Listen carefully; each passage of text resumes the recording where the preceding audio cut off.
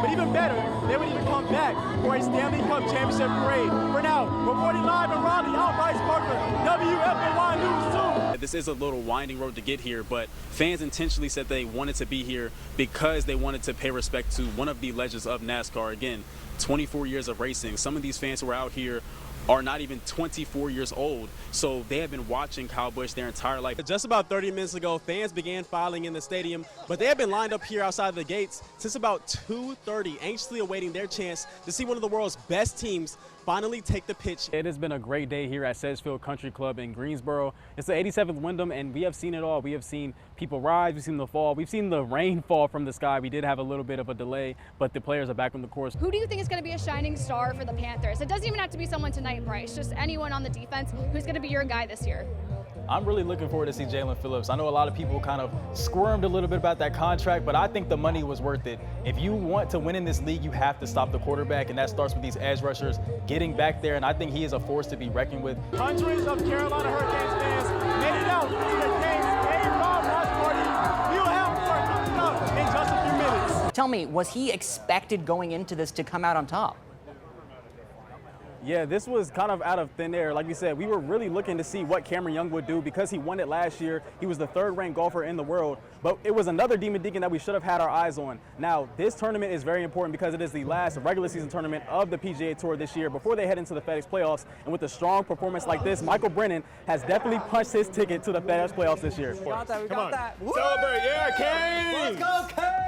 Good job, guys. Bring it on. So you'll be out here all weekend to watch this event with, I think that's your buddies over there, right? Absolutely, yeah. We travel pretty much any golf tournaments we can get to, but this is by far one of our most favorite because we're all from North Carolina. We enjoy this setting, just very peaceful, very wonderful. Yes, this is an amazing course today. We have a great first day of action. Who are you rooting for today to make it to the weekend, but also hoist the championship on Sunday? Well, matter of fact, it was last year that Cam Young became one of my favorite golfers. I love the way he carries himself. He's a local guy. He steps up to the occasion. I've been watching him at other tournaments.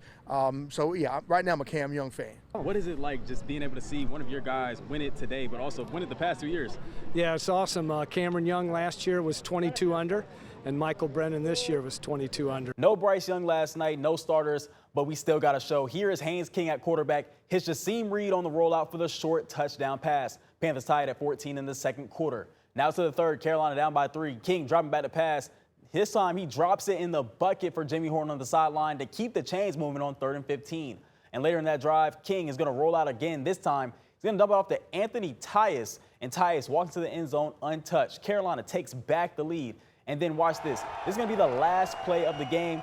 2 seconds are left. Carolina is down by 3. No field goal. They're going to go for it.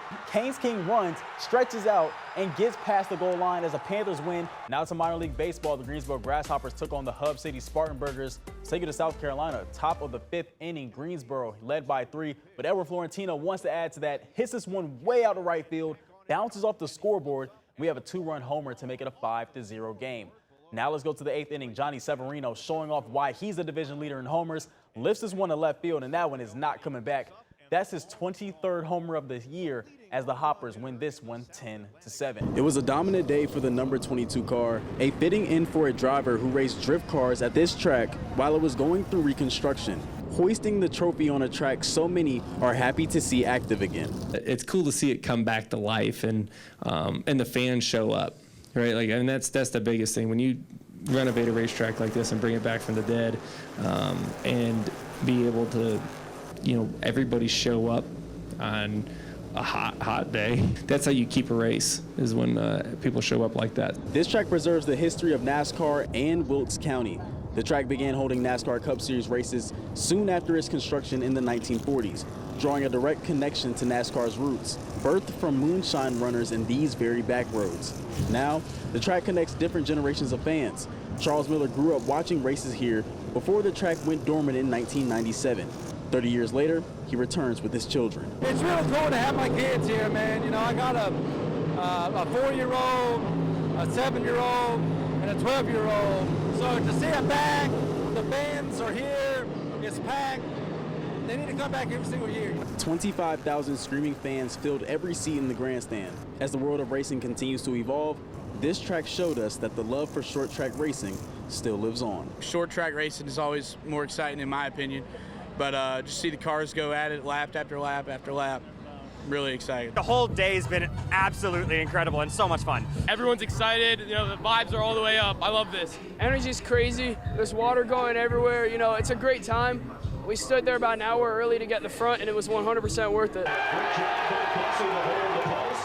Whether you're in the arena or at the watch party, Canes fans are soaking in the moment 20 years in the making. I obviously wasn't alive when they were in the finals the last time.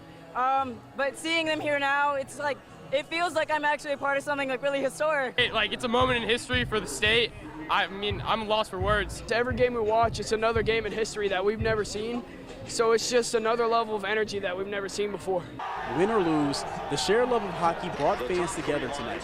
No matter what happens in the series, they say they'll be back to cheer the team on. We will be back against the barricades, partying like there's no tomorrow. Win or lose. Win or lose. Win or I'll be here. We'll have fun. On April 26, 2012, The Carolina Panthers select Luke Kuechly, linebacker, Boston College.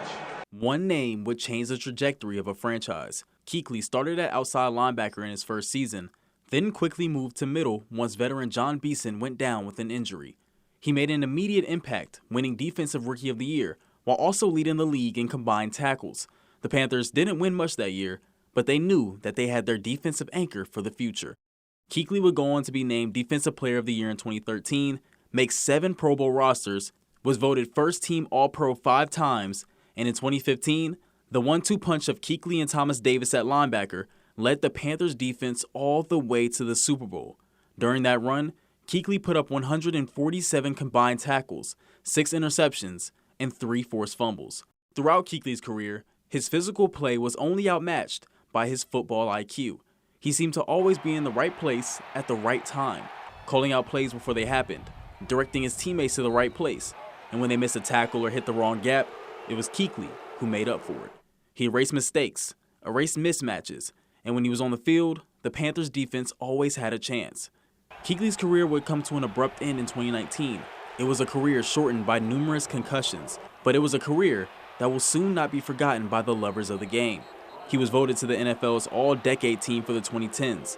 Players young and old still study his film for inspiration, and in a few days, his bronze bust will live forever in the Pro Football Hall of Fame. When you think about West Forsyth basketball, Chris is the first person that you think about. As Coach Brim prepares his team to capture its 22nd win in a row, they draw inspiration from the man who put West Forsyth basketball on the map. They love being a part of West Forsyth basketball and representing Chris and knowing that Chris Paul played here.